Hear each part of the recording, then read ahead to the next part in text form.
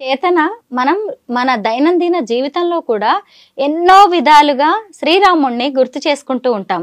సాధారణంగా మనం ఎక్కువగా అయ్యో రామా అంటాం కదా, అలా కూడా ఇంకా కొన్ని పదాలు ఉన్నాయి, అవి చెబుతావా? చెప్తానండి. పలకరించాలంటే జైరామ్జీకి, వీడ్కోలు పలకాలంటే రామ్ రామ్, ఆశ్చర్యానికి అయ్యో రామ, ఆక్రోశానికి రామ రామ, ఆనందం పెళ్ళుబికితే జై శ్రీరామ్, ఆకలేస్తే అన్నమో రామచంద్ర.